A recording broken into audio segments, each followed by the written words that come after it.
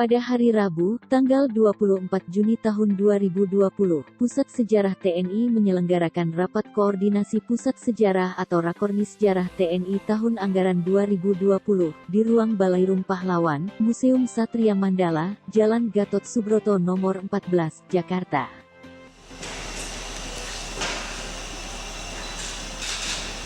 Lapor Rapat Koordinasi Teknis Sejarah TNI Tahun Anggaran 2020. Siap dilaksanakan.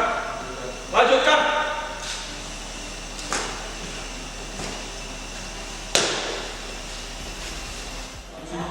Yang kita harapkan semua yang hadir di sini dalam keadaan sehat walafiat, tidak kurang suatu apapun, sehingga kita dapat mengikuti acara ini sampai dengan selesai nanti. Rakornis Sejarah 2020 yang bertemakan membangun TNI yang kuat, unggul dan mandiri menuju Indonesia maju melalui sosialisasi kesejarahan yang inovatif, adaptif dan visioner guna mendukung keberhasilan tugas pokok ini dibuka oleh Asisten Personel Panglima TNI, Marsda TNI Diah Yudanardi. Baik, pada kesempatan pagi hari ini dengan mengucap Bismillahirrahmanirrahim, saya nyatakan Rakornis Sejarah tahun 2020 dengan resmi saya nyatakan dibuka.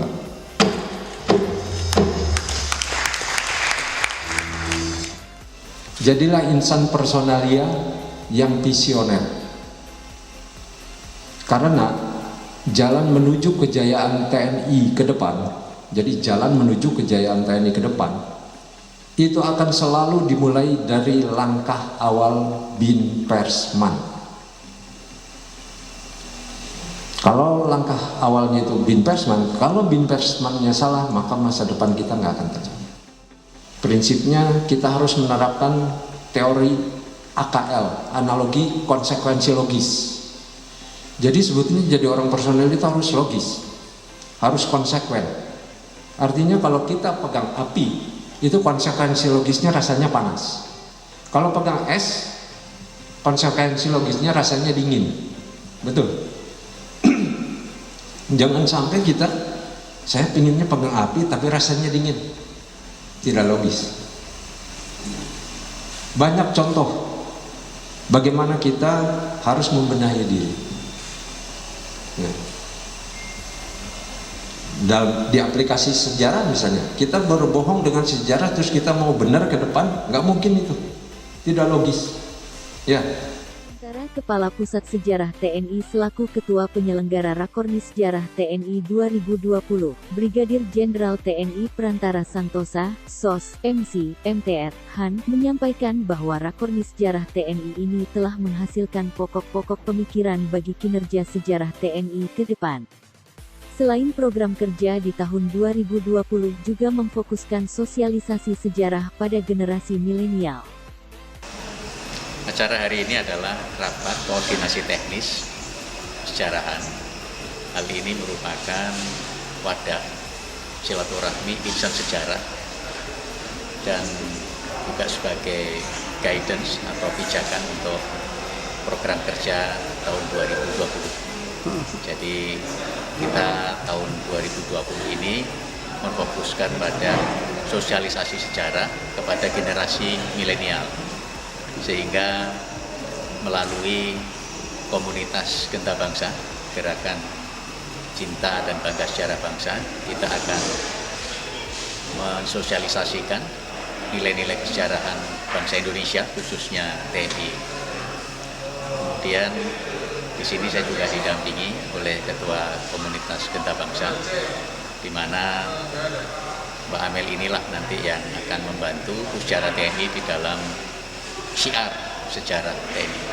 Adapun kegiatannya diawali mulai dari museum, go to school, night at the museum, historical night run, kemudian ada kegiatan-kegiatan bersifat lomba, misalnya lomba melukis, lomba vlog, kemudian juga kita membuat film cerita pendek, serta hal-hal yang terkait dengan pemanfaatan IT. Dalam hal ini misalnya membuat film-film pendek atau cerita-cerita pendek terkait dengan sejarah, khususnya sejarah TNI. Pesertanya ini tadi mulai dari Angkatan Laut, Angkatan Darat, dan Angkatan Udara yang semuanya merupakan insan sejarah maupun insan penerangan yang terlibat di sini, serta ada beberapa komunitas dari komunitas pahlawan revolusi, kemudian mahasiswa UIN, UNY, dan UI, serta komunitas Genta Bangsa yang terlibat dalam Rakornis hari ini. Poin-poin diantaranya kita menindaklanjuti dari program sebelumnya tahun 2019, di mana kita fokuskan untuk mempublikasikan sejarah TNI ini melalui generasi milenial. Jadi kita bekerja sama dengan komunitas yang ada untuk mensosialisasikan kesejahteraan TNI. Iya, Rakornis di sini kan saya baru pertama kali ya, karena Genta Bangsa ini juga baru dikukuhkan saya dan kawan-kawan menjadi pengurus sendiri bulan Februari 2020. Jadi ini lebih ke pengulangan program-program yang sudah kami jalani seperti Nadatul Museum, Historical Night Run, dan lain sebagainya. Mungkin kami akan lebih gencar ke sosial media karena ke pandemi ini kan ada halangan untuk bertemu dan membuat acara yang besar dengan masa besar. Jadi kami lebih gencar di sosial media yang kami punya seperti YouTube dan Instagram yang followers dan subscribersnya sendiri sudah. Kemarin sih kami sempat sepedahan ya ke museum-museum gitu ya. Ya. Dan konten-konten YouTube. Oh ya, membuat konten YouTube itu juga untuk sosialisasi tentang sejarah kepada kaum. Dengan adanya COVID-19 ini tentu saja sedikit banyak berpengaruh terhadap kegiatan kesejarahan, di mana beberapa waktu yang lalu animo masyarakat ke museum sudah meningkat. Namun dengan adanya pandemi ini, 3 bulan terakhir ini kita tutup museum, sehingga kita mulai dari nol lagi. Mulai saat ini kita mulai menginformasikan kepada para generasi milenial untuk bisa hadir lagi ke museum. Meskipun saat ini anak-anak sekolah masih belum masuk sekolah, jadi ini juga merupakan kendala bagi kita.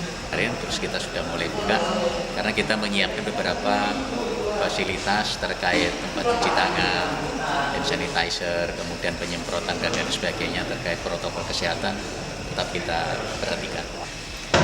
Dengan adanya Rakornis Sejarah TNI ini, harapannya target kita untuk mensosialisasikan sejarah ke milenial, di mana tadi dijelaskan bahwa hampir 63 juta orang milenial yang menjadi objek.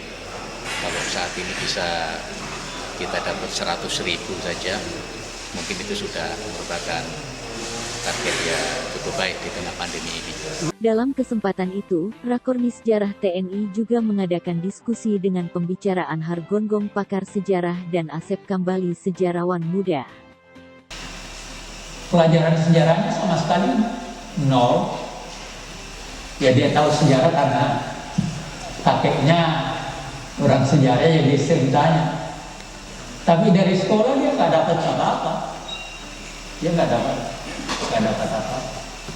Nah, saya ingin mengatakan kepada bapak-bapak dan ibu-ibu semua yang dari sejarah TNI, tolong diberitahu kepada pemerintah, kalau sejarah tidak diajarkan sejarah balik, Republik ini berjalan ke depan dengan kayak orang buta. Dan artinya itu berbahaya, sangat berbahaya. Karena sejarah itu sebenarnya, kalau kita mau, semacam center ke depan, semacam center menyiangi jalan ke depan. dengan berbagai fakta, dengan berbagai segala macam itu kan bagian dari sebuah proses untuk menuju ke depan.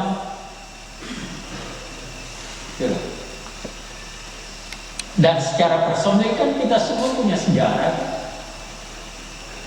Cuma yang kita bicarakan sekarang adalah sejarah Republik. Kaitannya dengan bagaimana anak-anak sekarang mengerti bahwa ada TNI dengan proses perjalanan sejarahnya seperti ini. Bagaimana meletakkan TNI dalam kerangka sejarah Indonesia. Republik Indonesia ini tidak akan ada tanpa tentara. Waktu mau proses menjadikan satu angkatan bersenjata ada perbedaan juga kok. Pada awalnya kan Soekarno tidak, karena ada kaitan dengan situasi Jepang segala macam. Lalu ketika diminta untuk membentuk sebuah tentara, agak sedikit ragu dia. Sejarah TNI 2020 ini ditutup oleh Kepala Pusat Sejarah TNI, Brigadir Jenderal TNI Prantara Santosa, SOS, MSI, MTR, Han, di mana dalam pidato penutupannya beliau juga berpesan untuk selalu menjaga dan memperhatikan standar protokol kesehatan, seperti cuci tangan, wajib menggunakan masker, jaga jarak dan lainnya demi mengurangi risiko dan penyebaran COVID-19. Baik. Saya berpesan agar kita selalu menjaga kesehatan, ya, harus tetap menjaga prosedur protokol kesehatan demi mengurangi risiko dan penyebaran COVID-19 ini. Selanjutnya, pada hari ini, Rabu tanggal 24 Juni 2020, pukul 12.05 waktu Indonesia Barat, Rakornis Sejarah TNI tahun 2020 secara resmi saya nyatakan ditutup.